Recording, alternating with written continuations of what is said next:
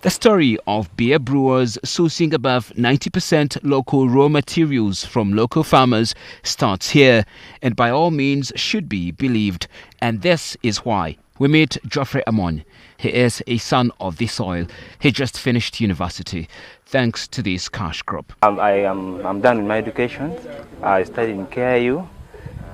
I'm just waiting for the graduation. We have been growing this sorghum for almost 7-8 years.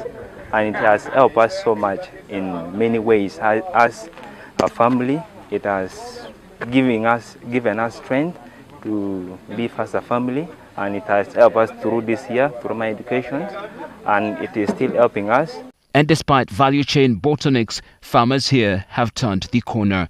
Mobutu Seseseko, one of the largest growers in Amora district, says together they can now be able to meet the entire Uganda brewers' demand if the market is guaranteed. Us as farmers from Omoro, we feel like we have the capacity to grow all the tonnage that Uganda breweries can source from the district of Omoro. All that we request for is that the market for sorghum and the buying should always come on time, as and when the farmers are willing to sell, because that is what motivates farmers to be able to grow sorghum in large quantities.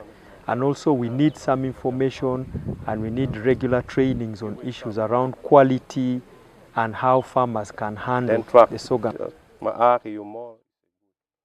But this is a different type of high-yielding drought-tolerant white sorghum distributed by the brewer, who says the market is readily available.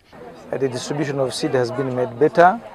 The varieties of seeds that we're distributing have been made better, and we have more partners on board. Therefore, with all the support that is coming through, it is easier to reach more farmers and it is easier to support the farmers. And that's why you see we are going to another level. The yields have gone up. When we visited last year, farmers were trending at about 1 ton an acre. Today we have farmers reporting 1.7 tons per acre, and it is purely because of the seed, the quality of the seed that we are giving out to the farmers. We also meet this former security guard with Plan International. He tells us his children go to some of the best schools in Gulu district. 2 are in university, 4 are still in primary and secondary and primary. The last child is in primary. The land I till is around 45 acres. I rent. Per acre I pay 100,000 to the landowner. And when I plant things like this sorghum, from 1 acre I get roughly about 1 million. I'm growing, yeah, but I'm supply also. It's almost 3 years. I'm being benefited. I'm paying the school fees to my children, and also I'm getting good something. I eat well. I do something with it. We support with the planting. We support with agronomists to come and educate the farmers on what kind of soil component do they need to have, when do they need to spray. Sometimes we support with fertilizer, and we have seen that because of that, this crop ordinarily would have been eaten by the armyworm. And we have seen that the payouts that they now get, and in terms of the yield they collect and sell, have gone up as well.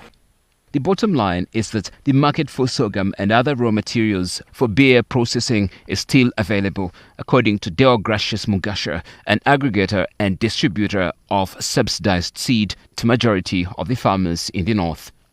Unfortunately, farmers do not meet the demand, because what happens is Uganda breweries takes all through the year. And the season that normally performs well is the second season. In the first season, farmers face challenges, and so we don't normally produce a lot This is the peak hot season in Omoro district, and it appears it's the same picture around this whole region from the places we have been, and vast farms of sorghum that are supported or that supports the industries that are in the business of brewing. The man who owns this farm here with this very fantastic variety, he says his father named him after the former Zaire president Mobutu Sese Seko. It's very interesting. But then again, he's a hardworking man who has been able to take his children to school and educate them using money from sorghum. And this variety in particular, and the farming practices and etc. supported by some of the industries is what has made it possible for them. But they've had just a bit of challenges. They want to have timely market, timely payments. They need support in inputs, so that him and all the other farmers can be able to produce and meet the demand from the factories that keep coming up that are in the brewing industry, in particular Ghana breweries, which has actually supported them. So it is the sorghum, it is the cassava in some of the parts of this district and other places where the brewers source, so that these families can actually be supported in this process. Marco Musime, NTV Business, Omoro District.